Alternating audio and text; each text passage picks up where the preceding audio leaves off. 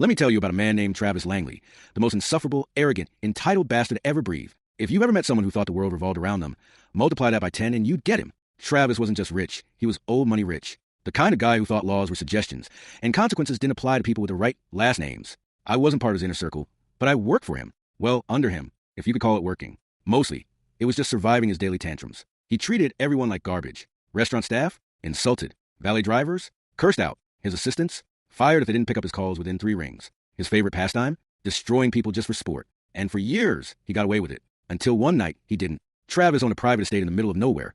Hundreds of acres of untouched land, dense forests, and a massive lake. No neighbors. No security cameras. Total isolation. It was his favorite place to escape when the scandals piled up. And they always did. He had pissed off a lot of people in his time. A lot. But the last straw came when he fired a longtime housekeeper. The woman had worked for his family since before he was born.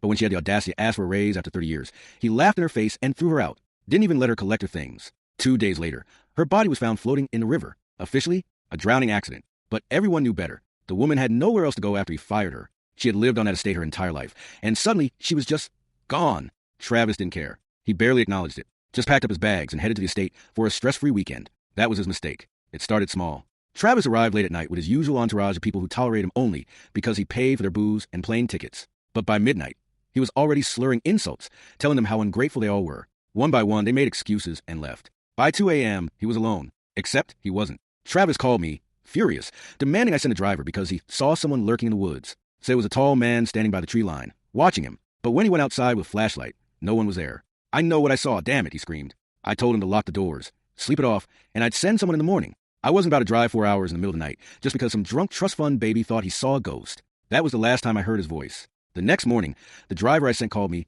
whispering, panicked, said his car is still here. That didn't make sense. Travis would never stay past sunrise.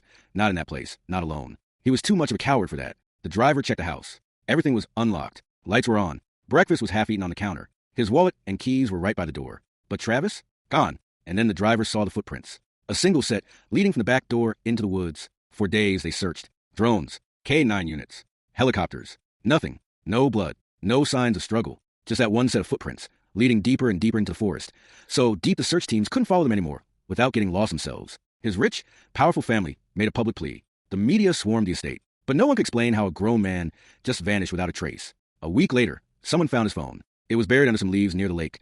Screen cracked like it had been thrown. There was a video, the last thing Travis ever recorded. The footage was shaky, pitch black. He was running, breathing hard, terrified. Then he turned the camera toward the trees. For a second, nothing. Then something moved. A figure stepped into view, just at the edge of the flashlight's beam. Tall, wrong, not running, not chasing, just standing there, watching. Then the breathing stopped. A long silence. And then the video cut off. Whereas Travis, it's been a year now. They never found a body. The case went cold. His family quietly stopped looking. And me? I got one final message, 1 month after he disappeared. An envelope, no return address, no stamps. Inside was a single Polaroid, a picture of Travis, or what was left of him. His eyes were wide, mouth open like he was screaming. And behind him, that same figure from the video, standing in the trees, watching. Final thoughts. I don't know what happened to him. I don't want to know. But I do know this. No one has stayed at that estate since. It's still there, still empty. And sometimes, when people pass by at night, they say they see something standing at the edge of the woods, tall, watching, waiting. Maybe Travis finally got what was coming to him. Or maybe he never really left.